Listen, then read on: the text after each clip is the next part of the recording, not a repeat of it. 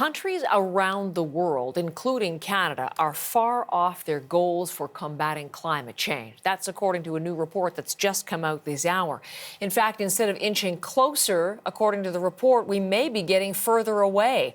Our science reporter, Nicole Mortellaro, is in Toronto on the story for us. Tell us more about what the report says, Nicole.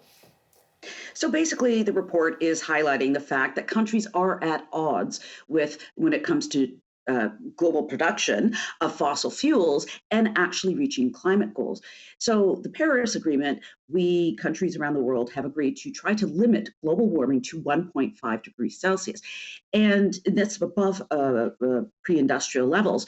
But the problem is countries have committed to producing more fossil fuels. So the report says that countries must drop global production of fossil fuels by 6%, but instead they're actually increasing by about 2%.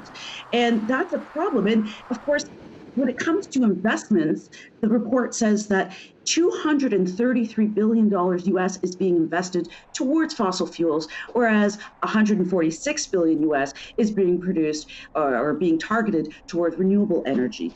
And that's a big problem in order to keep a global warming limit to 1.5 degrees Celsius. That is the report overall. Can you hone in on Canada and what the report tells us about Canada's promises versus its plans? Well, Canada has some work to do. There are, of course, the Keystone, the XL pipeline. That's a problem.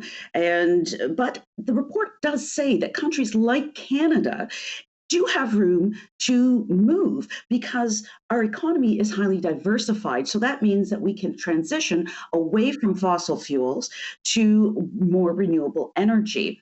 And one of the things that it also highlights is that we have set up bodies, for example, to mitigate the transition away from fossil fuels. So that is one good thing. But the fact is we have to put the money, where it needs to be, which is in renewable energy. So Canada has some work to do, though there are some good highlights around it. Nicole, thank you. Our science reporter, Nicole Mortellaro, on that new report.